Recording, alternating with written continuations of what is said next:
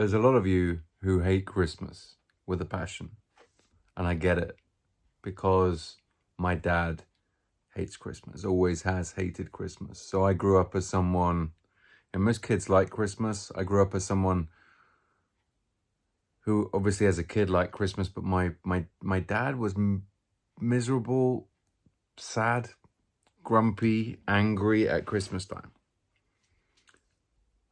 And I get it. I actually understand it. A lot of it stems from his childhood and the fact that he didn't have good Christmases as a kid. And there are many, many people out in the world who had that bad, objectively bad Christmases, or some objectively bad Christmases. And if you went through that, like for him, grew up in a happy family. They didn't have any money, but they were a happy family. And then his dad died when he was 10, right? And I think when you're a kid and your parent dies when you're 10. Right now I've got a 10-year-old boy, my son is 10. It's a really pivotal kind of age. Obviously a parent dying at whatever age is a lot to deal with. But when you were 10, a boy losing a father at the age of 10. And I think his mom did her best. My grandma did her best.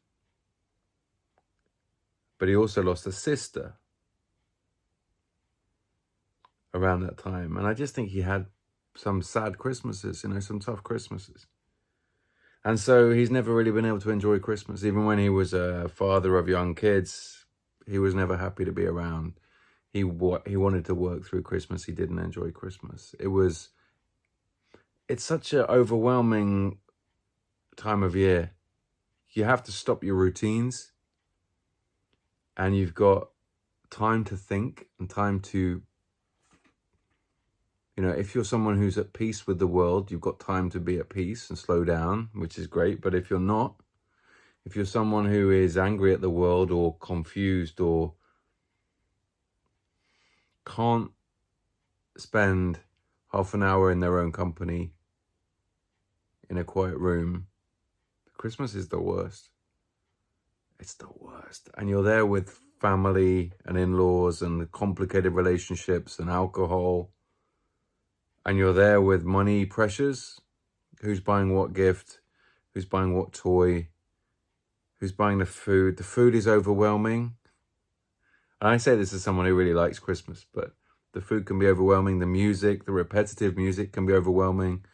And because it's always the same thing, that's what makes Christmas great for people who enjoy it, but it's also what makes Christmas unbearable for people who have bad memories, because it's so in your face and overwhelming, and the music is just there, and it's over and over again, and the food is the same, and the films are the same, and the imagery is the same. It's now being 45, I see it through my father's life, his prism, his experiences. And I get why he was always so troubled at Christmas time. And I didn't get it probably at the time. I wanted him to be enjoying it with us. My mom was enjoying it. My sister and I were enjoying it. He wasn't enjoying it a minute of it. He couldn't wait for it to be over. He was dreading it the whole run-up, November, December. And I get it. And if you're having this right now, I get it completely. It's so overwhelming and shoved in your face.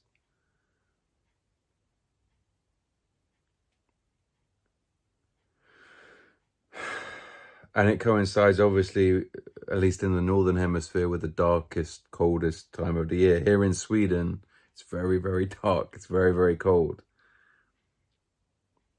And it's a time when, the financial pressures are more than ever on a lot of people. And it's too much for a lot of people. For people like my dad, it was and is too much. And after he got divorced from my mom, he could live his natural life. his natural Christmas life, which is basically ignoring it. And for many years, I was sad that he would do that. I would always invite him. You know, we got him here a few times, and he was always very reflective and not overtly sad, but you could tell he was sad about things, stuff that he hadn't worked through. And I get it. Christmas is a brutal, brutal, brutal time of year. As much as I enjoy it, I get that it is almost unbearable for a huge amount of people in the world.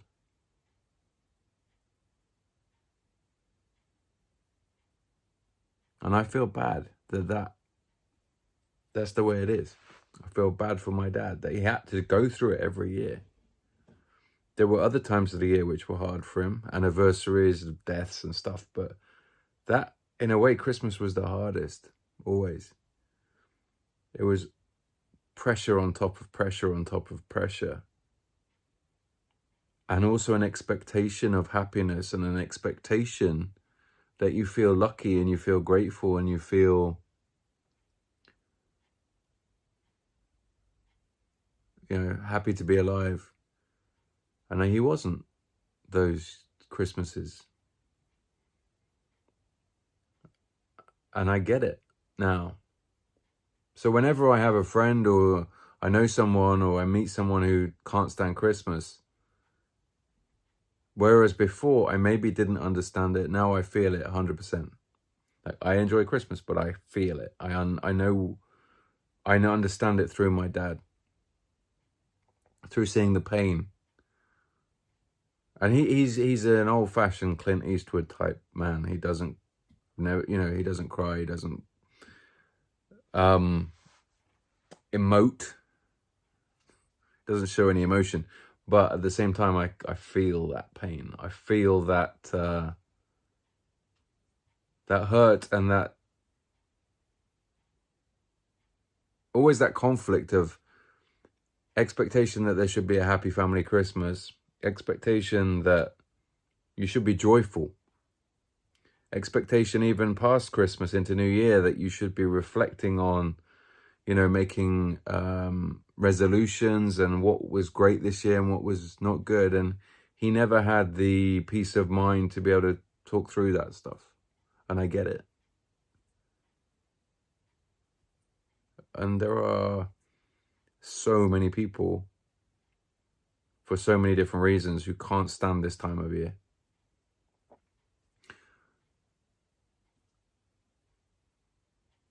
I understand it. It must be terrible.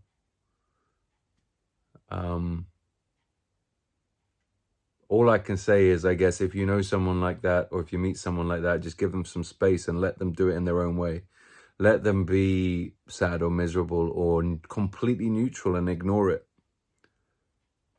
Just be compassionate to the fact that for many people, it's hard. And sometimes they don't know why it's hard. They just know they hate it. And let that happen. Don't get in their space. Don't get in their face. Be there if they want a hot meal, if they want to chat. But at the same time, don't try and push festive happiness on people who don't want it. Merry Christmas.